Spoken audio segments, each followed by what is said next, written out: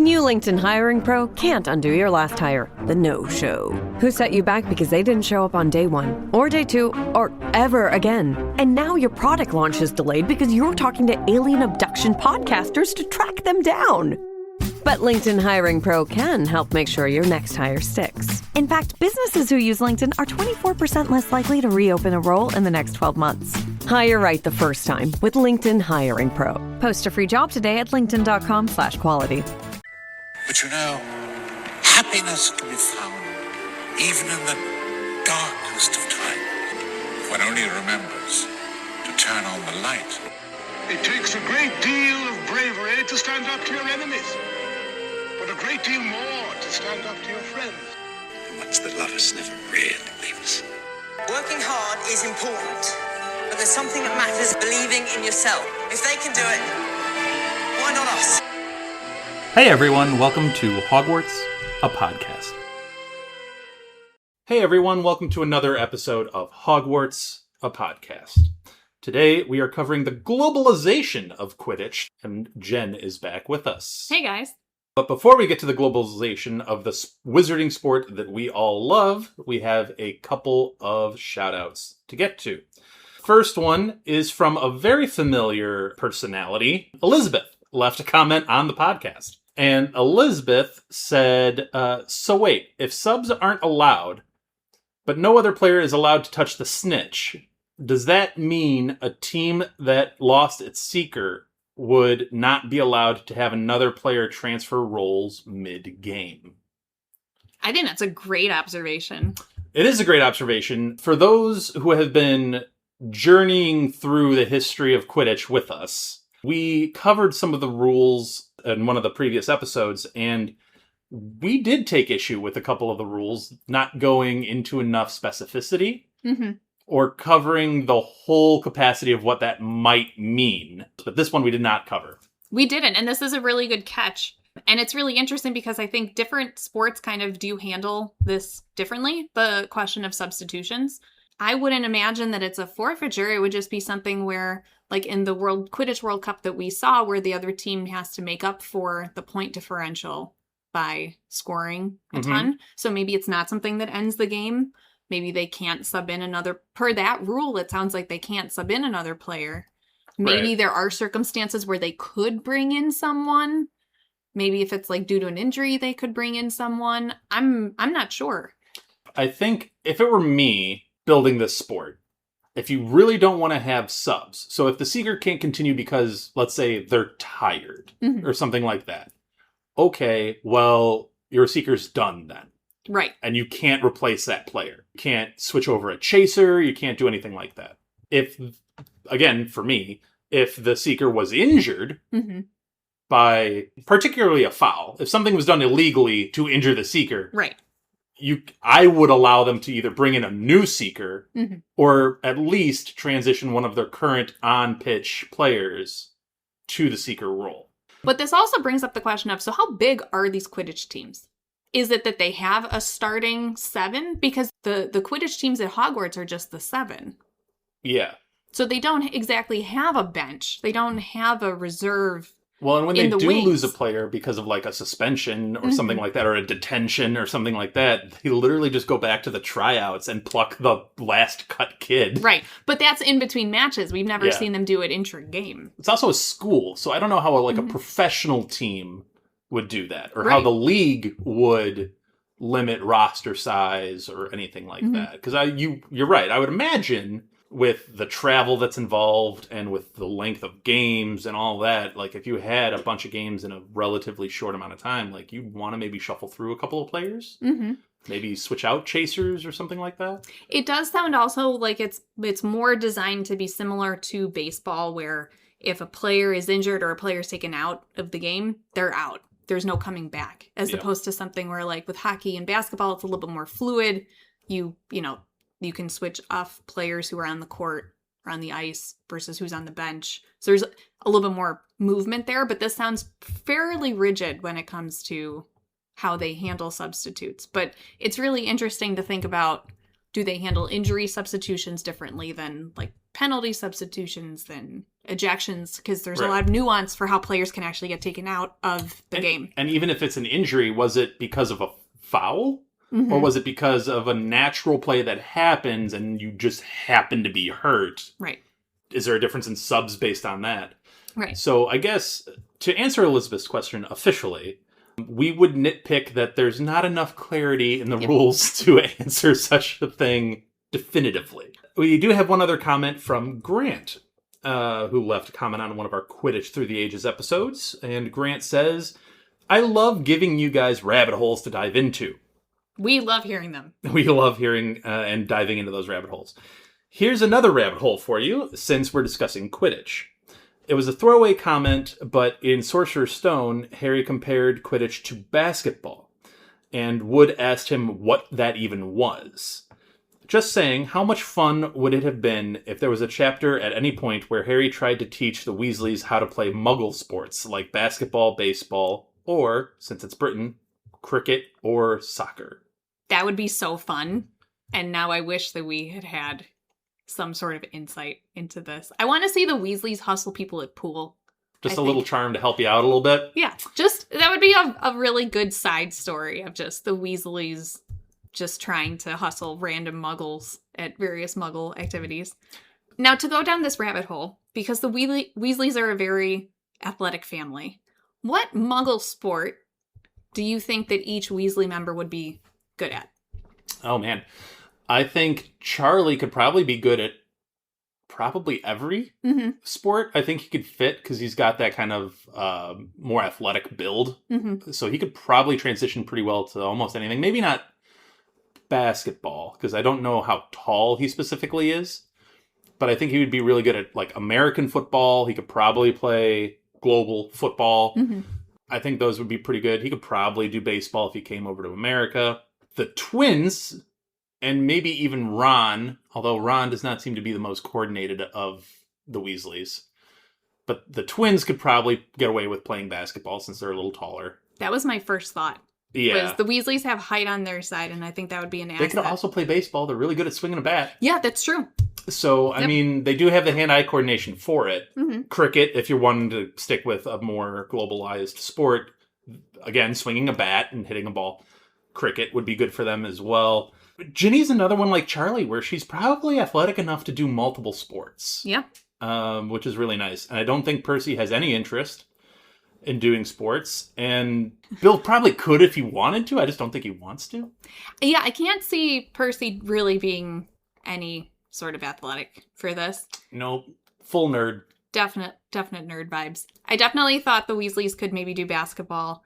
Ron, I was a little bit unsure of just because he's not terribly coordinated, but maybe he would. He's like a weird in-between. He is. Like he's kind of athletic, but not. Maybe he could be a goalie for like a soccer team.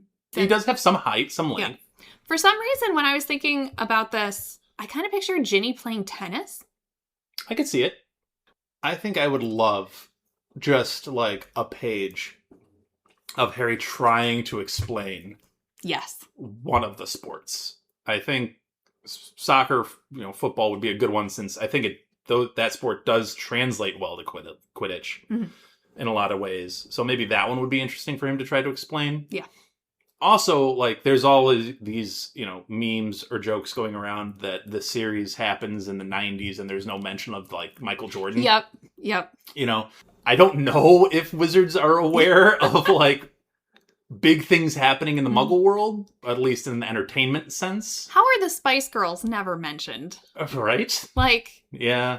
Hermione and Ginny and Luna are rocking out to Wannabe in the dorms at some point. Do you think Dumbledore was rocking out to the Beatles? I think he was rocking out to the Spice Girls, too. Well, that's fair. That's actually a fair point. Beatles, absolutely, but also Spice Girls. He has a diverse musical taste. And the Weird Sisters. He was doing a whole bunch of stuff. Dumbledore is a worldly man. Thank you, Grant, for the comment. Thank you, Elizabeth, for your comment. And if you want to leave a comment and engage with us in a Harry Potter conversation, you can do so by leaving a comment on any of our social medias. That's Twitter, Instagram, Blue Sky. You can leave a comment on YouTube. You could also leave a comment on our episodes on Spotify or Apple Podcasts. And you can participate in our polls that I also put up on our episodes on Spotify. All you have to do is go to that episode, scroll down a little bit, and participate in that poll. They're up for a very long time. So if you've missed one, you can always go back and participate. With that out of the way, we can move to the spread of Quidditch worldwide. And we are going to start with Europe. The sport of Quidditch was well established in Ireland by the 14th century, and we know this because Zacharias Mump had an account of a 1385 match between Cork and Lancashire. The Irishmen in this game knew tricks with the quaffle that had not been seen in Lancashire, and thus had to flee after their subsequent beatdown of the Englishmen in the Quidditch game.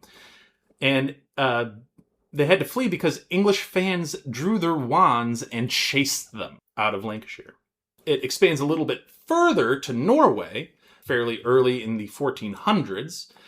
And we know this per a poem, and I am going to try to pronounce this name, Ingolfr the Iambic. So obviously iambic and poem is a little bit of a pun, but we will go with the poem, if I may. Oh, the thrill of the chase as I soar through the air, with the snitch up ahead and the wind in my hair. As I drew ever closer, the crowd gives a shout, but then comes a bludger, and I am knocked out.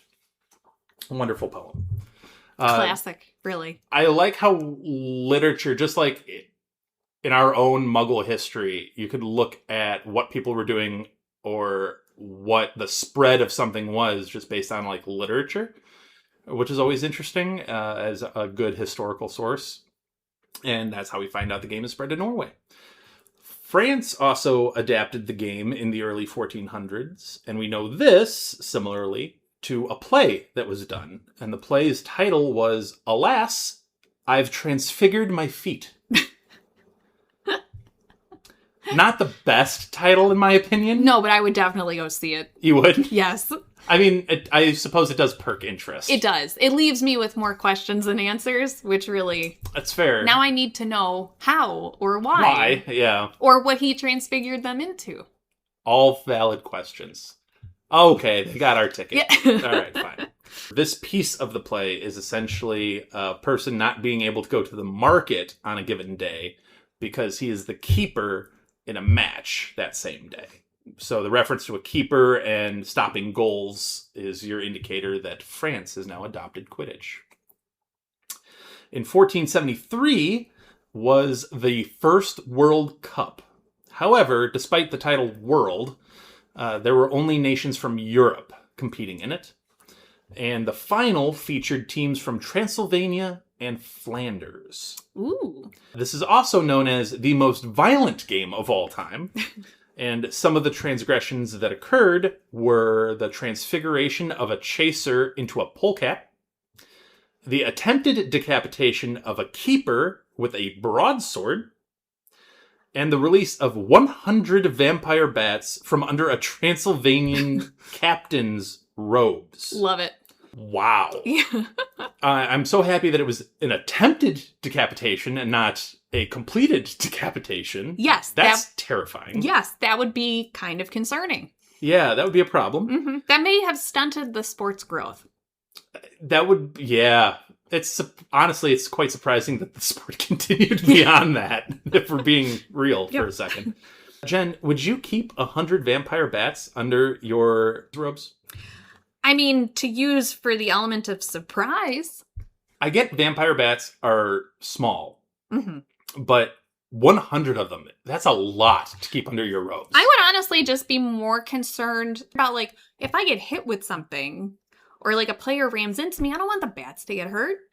That's true. Because I'm imagining them literally just, like, perched upside down inside my robe, just, like, in a line, right? Like, just lines, just, like, rows of upside down bats. So it's like, if that's where the bats are, I don't want them to get, like, hit by a bludger or something, because then you're going to hurt the poor little bat. Well, every time you're changing direction, these things have got to hold on for dear life. Yeah, as that's you're fair. like Zooming around. Yeah. Mm-hmm.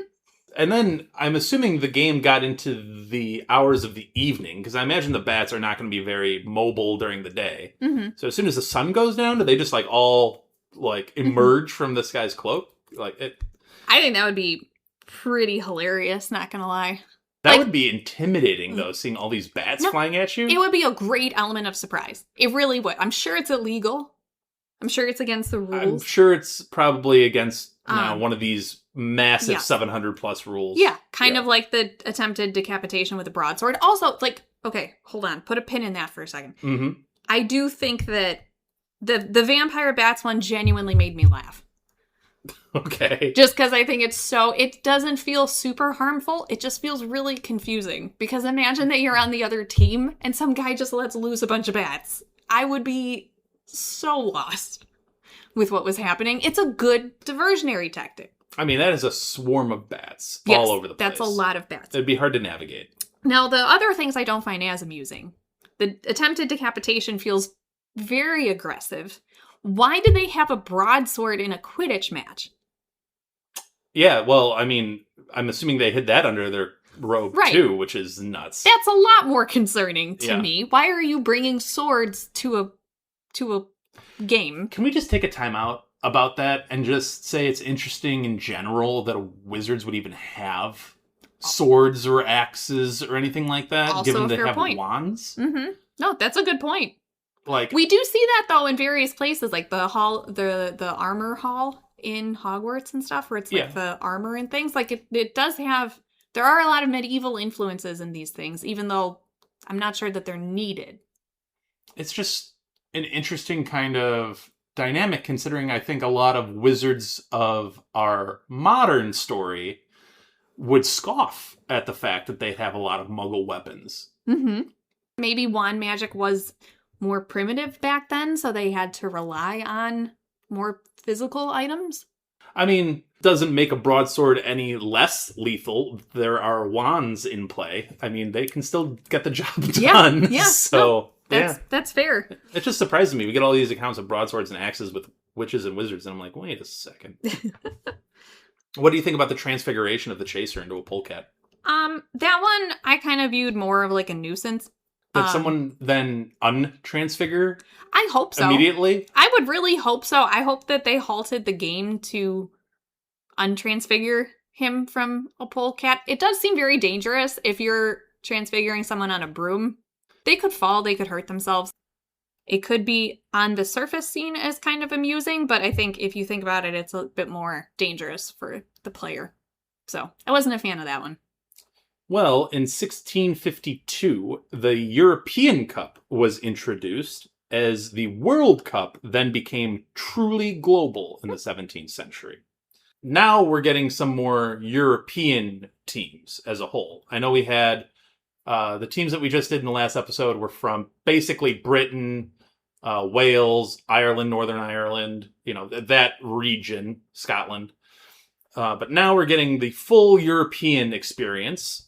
So once again, I'm going to preface this all by saying I apologize for any pronunciation errors that I make. But we're going to get into some European teams. And the first team we're going to go with is the Vratsa Vultures. They are from Bulgaria. They're the most renowned team. They have 7 European championships. They are pioneers of the long goal, which is shooting outside of the scoring area. And they're willing to give new players a chance, always. So they're full of the Quidditch versions of Steph Curry. Essentially, yeah. Long-range snipers, yeah. Yep. Pretty much. So that's the Bulgarian team that I would assume Victor Krum probably played for professionally. I can see that, yeah. You would imagine? Yep. Now, you have the Quiberon Quaffle Punchers. Love the name. They are French, and they are frequent French League champions. They are known for their flamboyant play and shockingly pink robes. Love it. Now, if you were with us for our last teams episode, Jen and I got deep into the weeds on Quidditch fashion. And one of the laments that we had was that pink wasn't used enough. Well, now you have this French team that has shockingly pink robes. I'm so proud of them. I love it. A+. I will say that not enough of these teams really detail their robe choices, color choices, even logo choices. You can assume some from their actual name, but it's still kind of hard to visualize some of them. So, little lacking on the detail here. Yeah, with these global teams. I wish we knew a little bit more about their mascots and the design of their uniforms, but I do applaud them for going bold. Like, is this logo just literally a wizard punching a quaffle? Is it a keeper punching a quaffle? Is it like a guy on a broom just punching a quaffle in front of 3 hoops? I absolutely want it to be. Okay. That's what I'm That going to me with. feels more like it should be the Quidditch logo in general. That's also fair. Kind of like the Batterman for MLB. I like it as the logo for like a Quidditch organization, though. That'd be good. The Heidelberg Harriers are a German team represented here. And Irish captain Darren O'Hare said that the Heidelberg Harriers are fiercer than a dragon and twice as clever. Ooh, okay. That's a big compliment. That's a very big compliment. Big compliment. You have the Bougainville Bombers from Luxembourg. Love Luxembourg. Wonderful country. I've been. Lovely. Apparently, Luxembourg is a strong Quidditch nation. And this team is celebrated for offensive strategies and top goal scorers. We move on to the Braga Broomfleet from Portugal. And they have groundbreaking beater marking systems. That almost makes it sound like digitally based something. It does. Like, do they have sights? Like, that they just put down? Like, I don't know exactly what this is, but I'm intrigued. I'm not sure what that means exactly. Groundbreaking beater marking system. Are they marking the beater? Or are they marking where they beat the bludger to? Right. That's what I'm confused by. Yeah. It's interesting. And also that they're a broom fleet. It also makes them sound like a military operation in a sense. It does. I love this team coming up next from Grodzisk. And that's the Goblins. And they are from Poland. They feature the world's most innovative seeker, Josef Wronski. Which we have heard before. We have heard that. The Wronski feint as a strategy. So Wronski's from Poland and played for the Goblins, which is a cool name that's relatively unique. Do we have a favorite amongst the European teams? Honestly, I'm leaning towards the Quaffle Punchers. Because of the name Quaffle Punchers and the shockingly pink robes? Yes. Fair enough. For both of those reasons. I think if you had to ask me to not include them because they're just my obvious number one. Fair enough. The others are a little bit more... We know... I don't know. I feel like I know less about the other ones, but the Heidelberg Harriers I thought were interesting just based on the compliment from the Irish captain. It makes me want to know more about how they do like strategy plays, things like that. Fiercer than a dragon and twice as clever. That's a compliment. Yeah. That sounds like a fun team to watch because that sounds like they're very organized and methodical. Yes. So I would be interested in watching them play. For the same reason of picking a fun team to watch, I think I would go with the Bombers from Luxembourg. Okay. Strong Quidditch nation that they are, and offensive strategies and top goal scorers. I think it would be a fun team to watch. Yeah. So I would go with the Bombers from Luxembourg as my personal favorite from Europe. Solid. We'll move on to Australia and New Zealand. Quidditch introduced to New Zealand by European herbologists in the 17th century. And we get depictions of the game via Maori art of the period, which is really awesome. And I really like the idea of them including the Maori in this book, just as a acknowledgement to that culture, because it's a very cool culture. The art has been kept quiet from Muggles by the New Zealand Ministry of Magic. It spread to Australia in the 18th century. Australia is obviously very ideal for Quidditch due to the vast uninhabited areas through the outback and such. Now, the top teams from this area, one is the Motoharo Macaws. I'm going to go with that. Best guess. But the Macaws from New Zealand which have red, yellow, and blue robes. And the Phoenix is their mascot, and it's named Sparky. They're my favorite. They're fantastic. They're wonderful. That's amazing. A+ on everything. Great colors, great mascot, great name for a mascot. 10 out of 10. I can't argue with it. It's pretty solid across the board. Yep. I do love macaws. They're gorgeous birds. Mm-hmm. And red, yellow, and blue robes. So, gorgeous. Just to sneak behind the scenes here at Hogwarts, a podcast, I have commissioned Jenn at some point in time to mock up some of these Quidditch robe uniforms. So hopefully someday you'll see them pop up on our Instagram. So if you're not following us on Instagram, please do. But this is a uniform that I would love to see Jenn's rendition of. I could have fun with that. Yeah, I think it would be really, really cool. Maybe we'll even get a picture of Sparky the mascot too. Who knows? Adorable. And the team from Australia, we have two. One is called the Thunderlara Thunderers, and the other team is called the Wollongong Warriors. Both have dominated the Australian League for a century and are known to have an extremely fierce rivalry. I wish we could get a little bit more. I like the information breakdown that we're getting on the teams because it's hitting the highlights of each team and what they're known for. Mm-hmm. I would love to get a little bit more information on things like the rivalries. So I like that they touched on that here, but I think it would be kind of cool to get a little bit more background because that's one of the things that I really enjoy a lot about sports is the rivalries over time and how they develop. Mm-hmm. So it would just be it would be interesting. I wish we could just get a little bit more information there. Yeah, I would just like more information generally on these teams because we got so much information on the teams from Britain.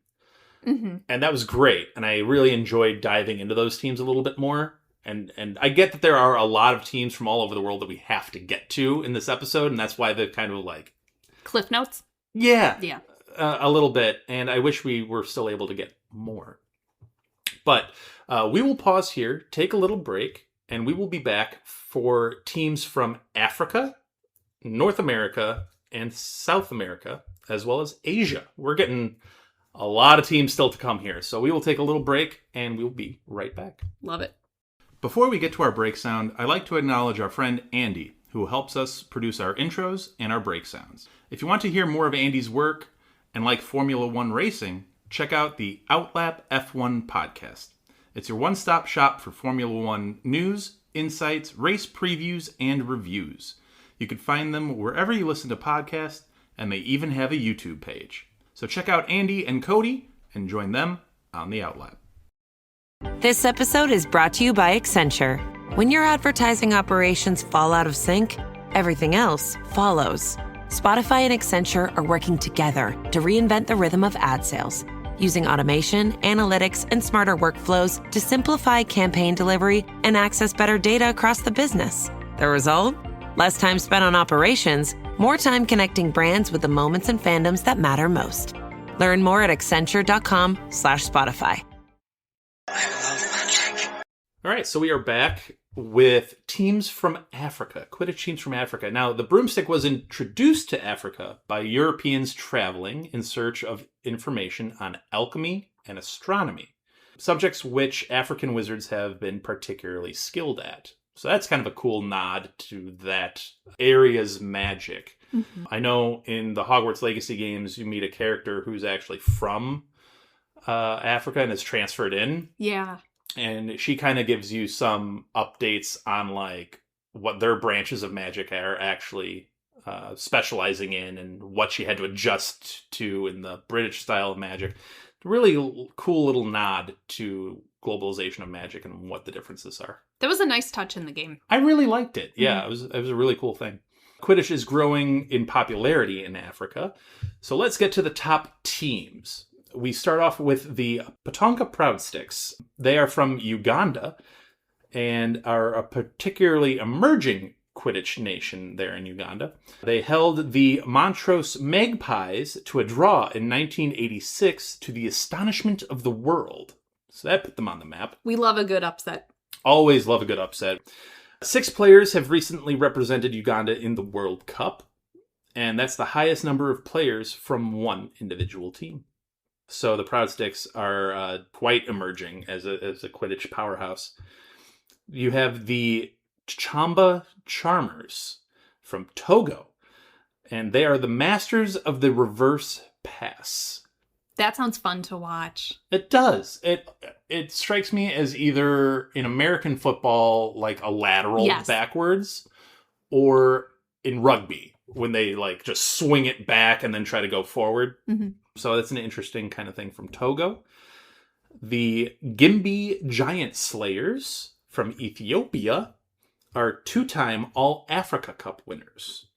Awesome name, I think. Giant Slayers is such a cool name. And then you have the Sumbawanga Sunrays from Tanzania. They are a highly popular team, and their formation includes looping, which delights the crowds worldwide. Yeah, interesting formation looping as a strategy. These are some interesting names. I also like how it's a pretty wide spread of countries throughout Africa, and I also like how they're not popular countries to pick from. For example, like something more familiar like South Africa or Egypt or Morocco or or Kenya, something that maybe a lot of people are familiar with. They go with Togo and Uganda, which are a little bit maybe more unfamiliar countries to the world at large in this book, which I think is kind of cool. So some cool African nations, also quite a few. Obviously, Africa is such a big continent, so it's nice that we get a good selection of African teams here. Yeah, love that that's included in this, and that it's showing that Quidditch is really a worldwide sport. I also like the note about the broomstick being introduced to Africa.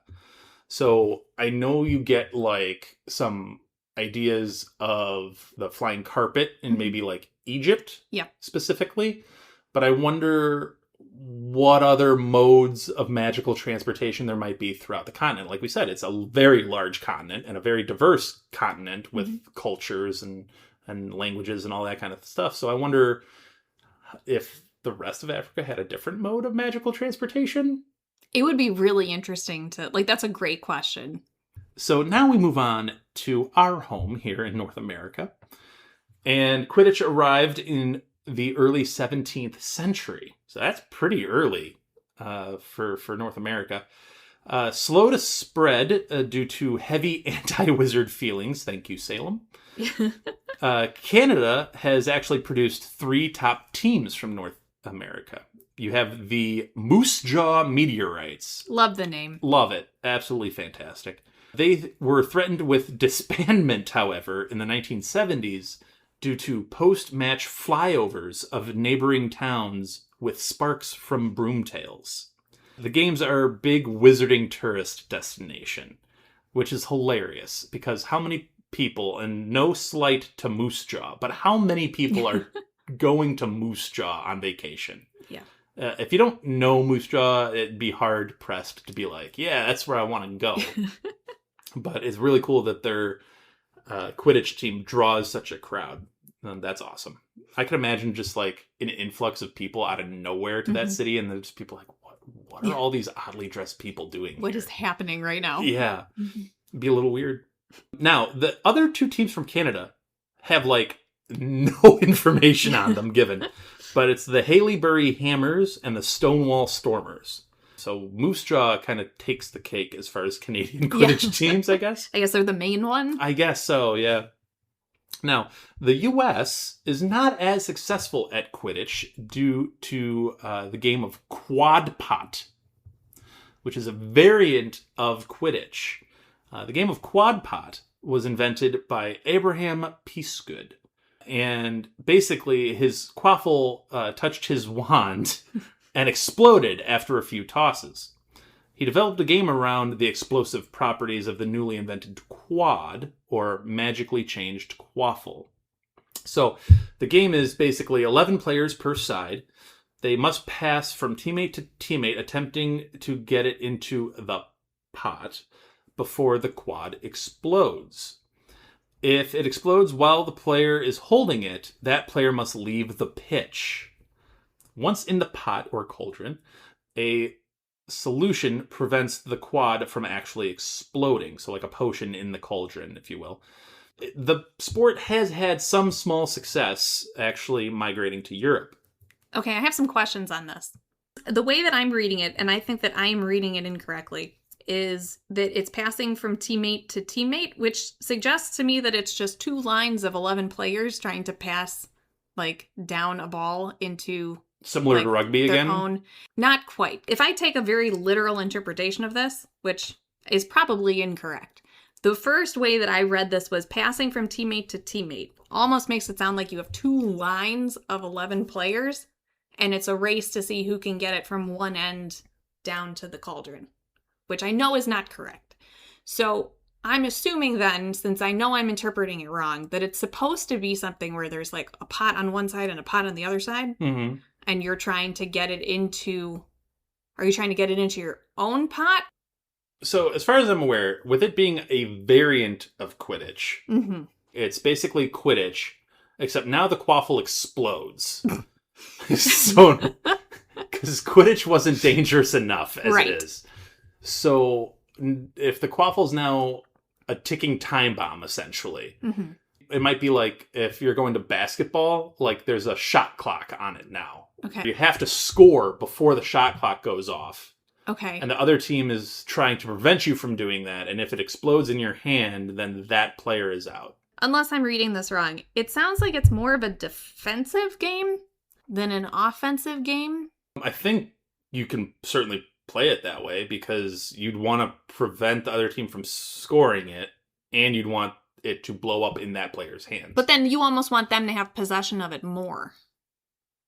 Yeah, probably. Because the more that they have possession, the higher the likelihood. Unless you're really good at actually putting it in the cauldron. Or strategic turnovers. Yeah. So that you're holding the ball for so long and then you fumble it. But then why would the other team pick it up? I don't know. Unless they could score it really quick. I guess that creates an element of strategy to the game. It does.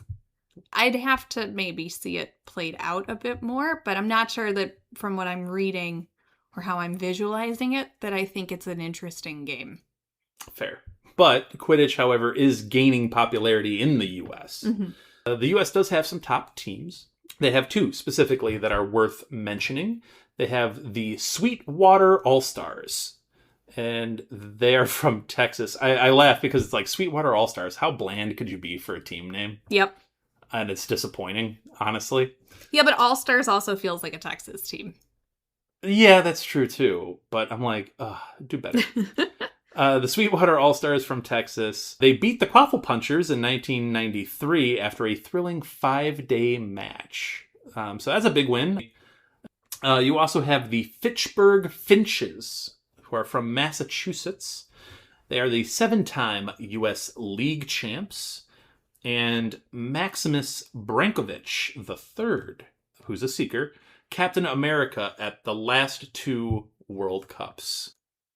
Interesting that we have the 2 American teams. However, I'm disappointed to say neither one of them are from Illinois or Chicago, where we're based. So that's disappointing. Sad face. Also, none from New York. None from New York. Or LA. I actually do applaud the picking of smaller... I mean, Texas is pretty places. big. No, that's fair. But Massachusetts is a pull. I love it. That's a good I one. love that it's from Massachusetts. Yeah, that's a solid one. So, yeah, those are our American teams, which are kind of interesting. I cannot support the Sweetwater All-Stars for their lackluster creativity. But I could probably get behind the Fitchburg Finches. Why not? I'm definitely Team Finch. There you go. We will move on to South America now. Where Quad Pot, the exploding quaffle game, is also popular. But Quidditch is now played throughout the continent. Brazil and Argentina have reached quarterfinals of the World Cup in the last century. Not soccer. We're still talking Quidditch. But Brazil and Argentina are obviously very good soccer teams as well. Yes. But the most successful country in South America is neither Brazil or Argentina. It's Peru. Love it. I love the change-up. That's fantastic. Tipped to become the first Latin World Cup winner within the next 10 years. So, haven't had a World Cup winner, which is, maybe somewhat surprising. But, hey, within the next 10 years, Peru might make it. Believed to be introduced to Quidditch when international confederations of wizards came to monitor viper-tooth dragon numbers. Awesome. We'll get to the viper-tooth when we hit the Fantastic Beasts book, so stay tuned for that. The most famous team from Peru is the Tarapoto Tree Skimmers, and they recently toured Europe to great acclaim. Ooh, okay. So Peru putting their name in the world conversation, which is really, really cool to see. I have been to Peru. I love Peru. I toured it extensively. So Peru is a wonderful, wonderful country. So I'm glad to see them get some shine, especially with Brazil and Argentina getting most of the headlines. Mm-hmm. So good for Peru. Then we get Asia, and Quidditch has never achieved great popularity in the East. Carpet generally preferred to the broom, and the broom is considered a rarity in most of Asia. The Ministry of Magic in India, Pakistan, Bangladesh, Iran, and Mongolia regard Quidditch with suspicion, but the sport does have some fans on the streets of those countries. The exception, however, is Japan, where Quidditch is gaining popularity. The most successful team is the Toyohashi Tengu, which narrowly missed a win over Lithuania's Gorodok Gargoyles in 1994. The Japanese practice of ceremonially setting fire to their brooms following defeat is frowned upon by International Confederations of Wizards Quidditch Committee as a waste of good wood. What do we think about the Asian dynamic with Quidditch, but also the exception of Japan? I think that's interesting. This part of it does remind me a bit of baseball, just because Japan is a pretty heavy baseball country. Whereas it's not quite as popular in the rest of Asia because they're more heavily cricket based. So I think that's interesting. I think it's interesting that she pulled Japan into this and is talking about the history of Japan with Quidditch. It does. I mean, I think it adds a little bit there. I wish that we knew a little bit more about other sports that were played in Asia, if not Quidditch. Right. That would be my biggest thought here. Asia is such a large continent with such a vast population, obviously. Mm-hmm. And there's, again, a lot of different cultures. So, like, I get some of the Middle Eastern to, like, India, Pakistan, like some of those countries, Bangladesh, maybe using the carpet. But, like, does China still use the carpet? What about, like, Cambodia and Vietnam, or like... Those are great questions, because I'm sure that there's a lot of, like you said, Asia is a large continent. There have to be differences between the countries and cultural aspects of it and how that pertains to how they play sports. And it's, I feel like there's a bit left here. I wish that there was more filled in. You know, I feel like the European teams were pretty well filled in. We liked some of the things that they pulled for South America and Africa. Those were interesting. I feel like they could, I would like a little bit more background from Asia. You know, like they went into the whole side tangent on what quad pot was in the US to explain why the US doesn't have that many Quidditch teams, which is great. Then what is Asia doing for sports? Yep. I think that is definitely lacking here. Yeah, it's interesting to get this note that Quidditch has never achieved great popularity, considering how long the sport has been relevant in the world. And then the really shining light is sometimes we'll get like, oh, this US team, they're not really good at Quidditch, but they did get this win over a French team, or, you know, whatever. Right. And, or this Peru team like toured Europe and everybody was wowed by this team from South America. And here the big note is, well, they almost got a win against Lithuania. Like, that's the best that they could muster. It's a little disappointing. But yeah, it is. As we've gotten now a whole world full of Quidditch teams, do you have a particular favorite? I have a few that I think I would. I'm not necessarily gonna call them favorites, but I'm gonna say they're teams that I would want to see play a game. Okay. I would be interested in seeing the Toyohashi Tengu play a game.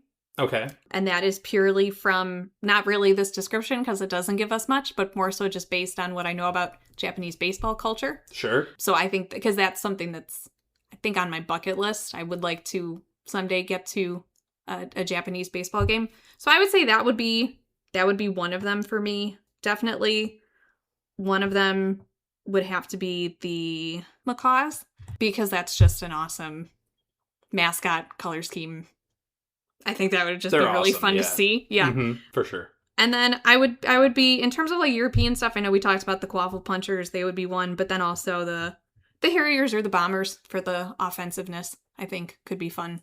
Could be fun games Wouldn't to it watch. be fun to see a Quaffle Puncher Macaws game? Just Yes. the colors would just be Amazing. unbelievable. And to be fair, again, we don't know a lot of the specifics on the other teams because they didn't go into robe or mascot or anything like that, which we have noticed about ourselves that we are particularly interested in. Apparently we have opinions. Apparently we do. So, we're getting a little bit more on some of the European teams. Shocker. It would definitely be interesting to see the Quaffle Punchers. Bombers, like I mentioned earlier, would be cool to see. I also am a big fan of the Macaws. Mm-hmm. And then from other teams, I think I would like the Giant Slayers from Ethiopia just because it's a cool name. And I gotta rep the team from Massachusetts because, we are a North American-based podcast. That's fair. I would also want to see the Chamba Charmers. I want to see the reverse pass. I think that would be cool. Okay. Some of my favorite football highlights that I've watched with my dad have been like lateral and backward passes. Okay. So I think that would be, they would be a team I'd want to see. I would want to see the team from Peru. I want to see the Carapoto Tree Skimmers that toured Europe. And I would want to see them play like one of these top teams. I would want to see them play like a Heidelberg Harriers or something like that, just to or the Vultures from Bulgaria. I would want to see that cross-cultural matchup. Mm-hmm. That's why I would want to attend a World Cup. Is yes. I want to see the different styles and strategies, kind of play each other out, which would be really, really cool. I think that will wrap us up for the globalization of Quidditch. And we thank you for listening. If you have any comments on the episode, you want to tell us what your favorite team is or where you're from around the world. Does one of these teams come from where you're listening from? Let us know. That'd be really cool. So you can do so by commenting on any one of our social medias. Twitter, Instagram, Blue Sky, YouTube. You could leave a comment on Spotify or Apple. And you can participate in our polls as well. And those are up for a very long time. So we love seeing those results. We will have a couple of polls on the next episode. And there are Quidditch polls that we had a long time ago. So we'll check in on those results, which will be fun to see. So with that, we will wrap it up here. Thank you for listening, and we'll be back soon. Thank you for listening to Hogwarts, a podcast.